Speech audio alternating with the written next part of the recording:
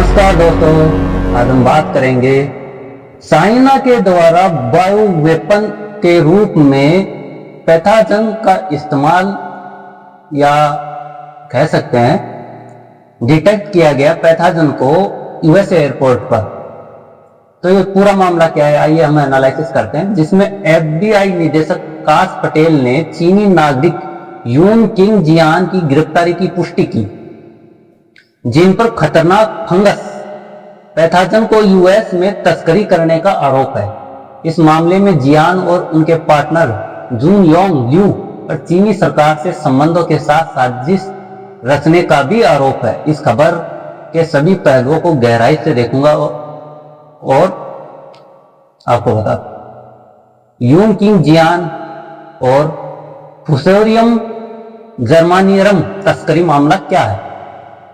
4 जून 2025 को एफबीआई निदेशक काश पटेल ने घोषणा की कि यून किंग जियान, एक 33 वर्षीय चीनी नागरिक और यूनिवर्सिटी ऑफ मिशिगन में पोस्ट डॉक्टरल रिसर्च फेलो को एक खतरनाक फंगस पैथोजन को यूएस में तस्करी करने के आरोप में गिरफ्तार किया गया।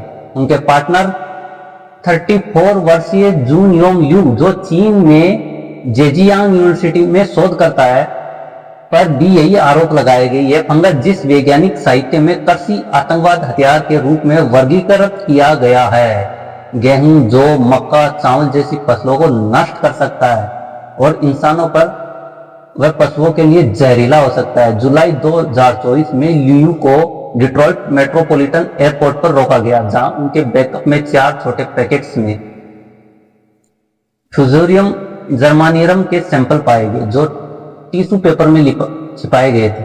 ल्यू ने पहले इन सैंपलों के बारे में अनभिज्ञता जताई, लेकिन बाद में स्वीकार किया कि वे इसे यूनिवर्सिटी ऑफ मिशिगन की लैब में शोध के लिए ला रहे थे, जहां जियान काम करती थी। जियान ने एफबीआई को बताया कि वे इस तस्करी से अनजान थी, लेकिन उनके फोन में मिले मैसेज और एक हस्तक्षरित बयान, जिसमें उन्होंने चीनी कम्युनिस्ट पार्टी के प्रति वफादारी जताई थी, ने उनको दावों पर सवाल उठाए। इस फंगस का खतरा क्या है?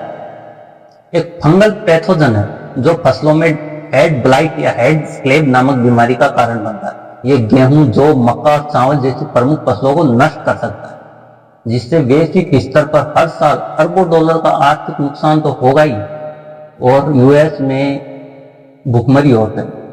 यह फंगस मायोकोटिक्सन्स पैदा करता है, जो भोजन में मिलने पर इंसानों और पशुओं में उल्टी, लीवर डैमेज, प्रजनन समस्या और अन्य गंभीर स्वास्थ्य जोखिम पैदा कर सकता है। एफबीआई ने इसे कृषि आतंकवाद का हथियार माना, क्योंकि यह यूएसए की खाद्य आपूर्ति और अर्थव्यवस्था को गंभीर रूप से प्रभावित कर सकता है। यह फंगस पहले से ही उत्तरी अमेरिका, यूरोप, एशिया के कुछ हिस्सों में मौजूद है, लेकिन इसे अंतर्राष्ट्रीय सीमाओं के पार ले जाने के लिए सख्त नियंत्रण और परमिट की आवश्यकता होती है। यूनिवर्सिटी ऑफ मिशिगन के पास इस फंगस को संभालने का कोई संघीय परमिट नहीं था, जिससे इस तस्करी का मामला और भी गंभीर हो जाता है। चीनी सरकार से संबंध और साजिश के दावे। एफबीआई निदेशक काश पटेल ने एक्स पर एक पोस्ट डाली और दावा किया कि यह मामला चीनी कम्युनिस्ट पार्टी द्वारा अमेरिकी संस्थानों पर घुसपैठ करने और खाद्य आपूर्ति को निशाना बनाने की सतत कोशिशों का गंभीर अनुस्मारक है। उन्होंने कहा कि जियान ने सीसीपी के प्रति वफादारी जताई थी और चीन में इसी तरह के पैथोजन अनुसंधान के लिए चीनी सरकार से फंडिंग प्राप्त की थी। जांच में पता चला कि जियान और ल्यू के बीच 2024 में हुए मैसेज से संकेत मिलता है कि जियान पहले से यूनिवर्सिटी की लैब में इस फंगस पर काम कर रही थी। एक मैसेज में जियान ने ल्यू से कहा, यह अफसोस की बात है कि मुझे अभी भी तुम्हारे लिए काम करना पड़ रहा है, जिसका जवाब ल्यू ने दिया, एक बार यह हो जाए बाकी सब आसान होगा। इसके अलावा ल्यू के फोन में एक वैज्ञानिक लेख मिला, जिसका शीर्षक था plant pathogen warfare under changing climate condition, जो इस मामले को और ज्यादा संदिग्ध बनाता है। एक और चौंकाने वाला खुलासा यह है कि जियान ने 2022 में इस फंगस को अपने जूते में छिपाकर यूएसए में लाने की कोशिश की। 2024 की शुरुआत में एक सहयोगी ने इसे किताब में छिपाकर मंगवाया था। यह तथ्य इस मामले को एक सुनियोजित साजिश की ओर इशारा करते हैं। हालांकि अभी तक यह स्पष्ट नहीं है कि यह व्यक्तिगत लापरवाही थी या चीनी सरकार की प्रत्यक्ष संलिप्तता या एक साजिश काश पटेल और कुछ समाचार स्रोतों ने इस घटना को सीसीपी के द्वारा यूएसए की खाद्य आपूर्ति को नष्ट करने की साजिश के रूप में चित्रित किया। एक्स पर कई पोस्ट में इसे जैविक युद्ध और कृषि आतंकवाद से जोड़ा गया। हालांकि इस दावे को सावधानी से देखने की जरूरत है।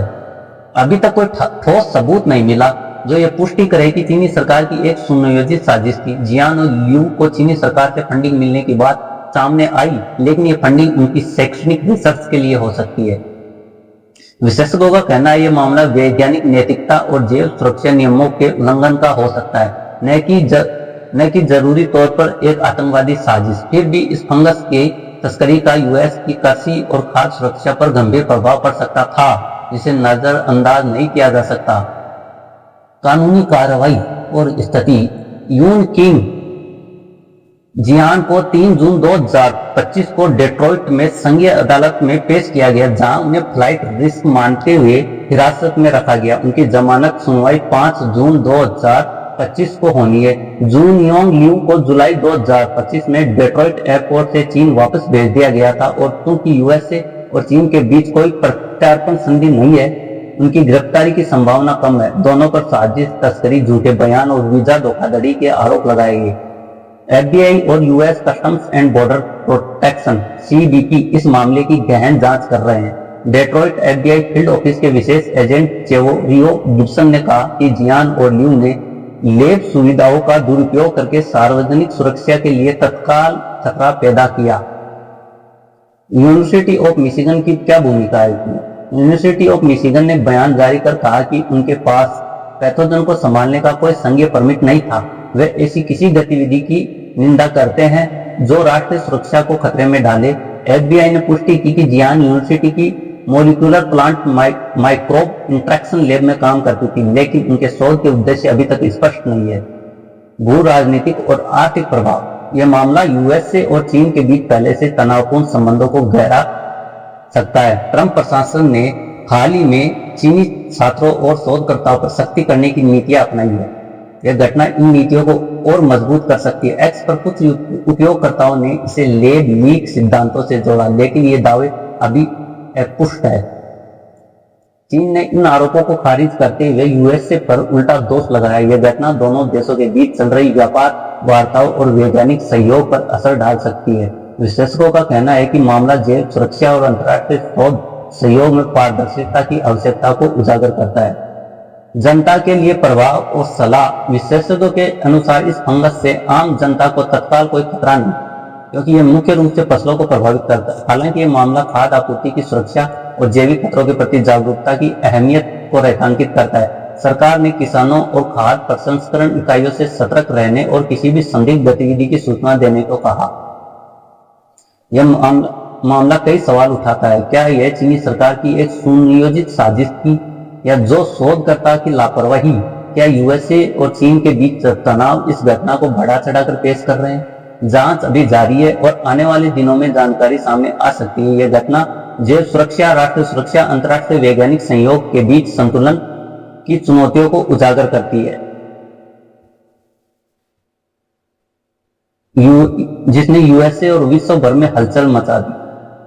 एफबीआई निदेशक काश पटेल ने एक चीनी नागरिक यू याजिन की गिरफ्तारी की पुष्टि करते हुए जिस फंगस का नाम फ्यूजेरियम गर्मिनरम को यूएसए में तस्करी करने का आरोप। इस फंगस को कृषि आतंकवाद हथियार माना जाता है। यूनिवर्सिटी मिशिगन शोध के लिए लाया गया था। इस मामले में चीनी सरकार के से संबंधों के दावों ने इसे गंभीर बना दिया। आइए